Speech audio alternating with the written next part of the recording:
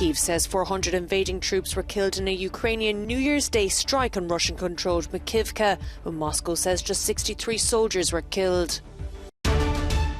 Brazil's newly sworn-in president, Lula da Silva, has been paying his last respects to footballing legend Pelé, who died last week, aged 82.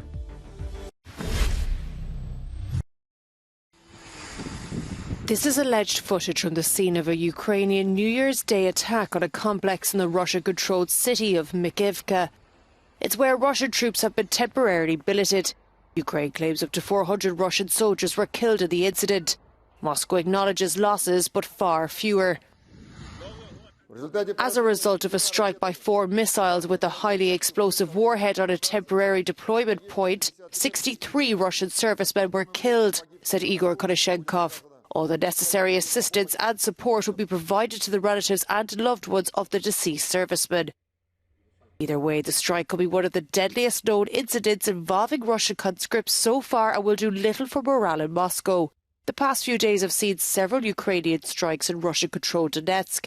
It comes as Moscow sent missiles raining down on targets across Ukraine.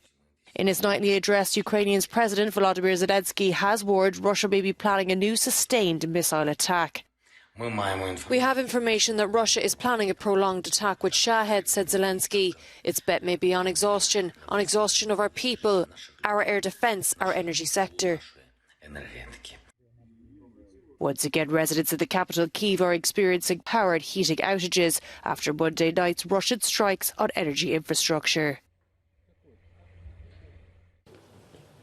Ukrainian air defences reportedly intercepted all drones from 2 consecutive nights of Russian drone strike against Ukraine from the 31st of December until the 2nd of January. The Institute for the Study of War says Russia's air and missile campaign against Ukraine is likely not generating the Kremlin's desired information effect among Russia's nationalists. But something else triggered lots of questions and even criticism. A New Year's Day attack on a complex in the Russian-controlled Ukrainian city of Makiyivka that is close to the city of Donetsk that has killed the recently mobilized troops sent by Moscow. The think tank says a devastating Ukrainian strike on a Russian base in Makiyivka in the region of Donetsk on the 31st of December generated significant criticism of Russian military leadership in the Russian information space. The UK Defence Ministry assesses the situation around Bakhmut, where some of the most fierce fighting has been going on. In its latest intelligence update, it says in mid-December, Russian military and Wagner proxy forces likely increased the frequency of their infantry assaults here. However, many of these operations were poorly supported. The UK Defence Ministry adds over the last 10 days, Ukraine committed significant reinforcements to defend the sector, and the frequency of Russian assaults have likely reduced from the peak in mid-December. Both sides have suffered high casualties. Now, Russian offensive operations in the area are now likely being conducted at only platoon or section level, and it is unlikely Russia will achieve a significant breakthrough near Bakhmut in the coming weeks, says the UK Defence Ministry. Many of Britain's railway stations were once again practically deserted on Tuesday as tens of thousands of workers started a fresh round of strikes after the Christmas break. Around half of the UK's railway lines were closed, with only a fifth of services running. Members of the Rail, Maritime and Transport Union are at loggerheads with the rail companies and government over pay and working conditions. Passengers are simply frustrated. Well, it's really inconvenient for us, but this is about their livelihoods and it's about safety. So we are impacted as people who travel on trains, and it's uncomfortable and difficult, but it already is difficult because of the way that the management have treated them. I think they should at least speak to them and respect them as workers who deserve a living wage. I've got no support for them whatsoever, no sympathy. NHS, absolutely. The RMT, and obviously that Mick Lynch, he's on 120,000 a year. He's probably not losing any pay today. But the leader of the RMT insists the blame for the stalemate is down to the government. We gave them 3 weeks' notice ahead of this wave of action. They took no measures to broker a deal or to get a settlement, which is really disappointing for us, and I'm sure it's disappointing for the public as well. But the government holds the key to this, and they're not willing to use it at the moment. More strikes are planned for the rest of the week, with the main train drivers' union, ASLEF, also due to walk out.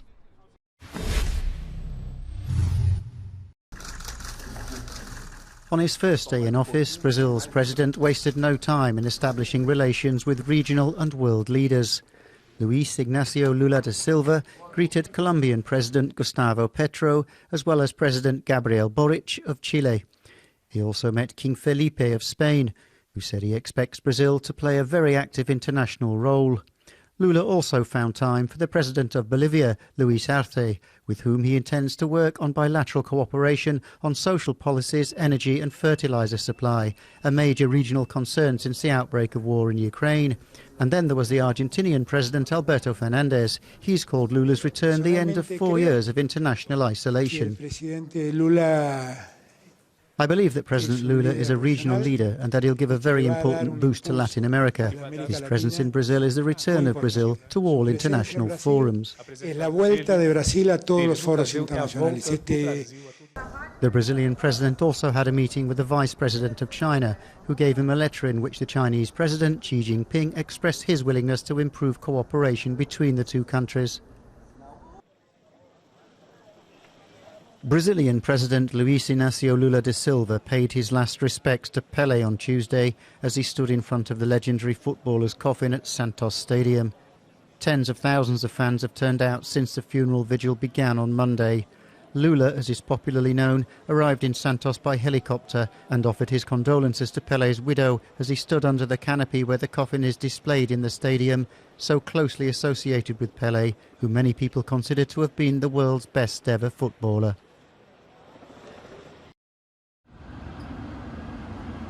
American football player Damar Hamlin has been rushed to hospital in critical condition after collapsing during an NFL match. The Bills player, who plays safety, was involved in a violent shock to the torso after tackling the wide receiver of the opposing team, the Bengals, who was running at full speed. Hamlin, who is 24, initially got up before falling back down due to cardiac arrest. Meanwhile, both teams, visibly emotionally distressed, took a knee and prayed for his recovery. Wildfires and droughts have marked 2022 as Spain's hottest year on record. The country recorded an average temperature of nearly 15.5 degrees Celsius, the highest since records began in 1916. It saw temperatures surge repeatedly in successive heat waves from May into October, with the mercury soaring above 40 degrees across large swathes of the country. The exceptionally warm weather has continued, with several northern cities recording record highs on New Year's Day. France's version of the Oscars, the César Film Awards, has banned anyone under the investigation of a sexual or violent crime from attending their annual award ceremony. Now, this has been seen to be in response to one man in particular, French actor Sofiane Benacer, who is now banned from attending himself as he is currently being investigated for rape. He was previously seen as a frontrunner to receive an award for the film Forever Young. However, he was taken off a list of possible nominees last year after these allegations emerged. Now, in response, the film awards ceremony put out a statement saying that they were doing this out of respect for the victims, even if they were only presumed victims. But the decision by the César Film Awards has come into a lot of criticism, notably from the director of the film herself, who described some of the actions against Benacer as being a media lynching. What's more, to add fuel to the fire, her sister is Carla Bruni, the former First Lady of France. Now, she put out a lengthy statement on Instagram decrying the move, saying, "One of the foundations of our democracy is the presumption of innocence. Without this, all justice is random, debatable, and possibly corrupt." Now, this saga isn't new at all.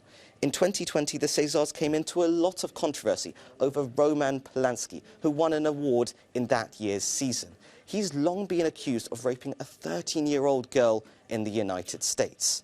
Now, the recent decision by the Césars was seen to head off any potential protests that may occur, like the ones after Roman Polanski received the award in 2020. Now, this story is rooted in the sometimes conflicting issues of sex abuse in the film industry and the presumption of innocence. it's unlikely to go away anytime soon.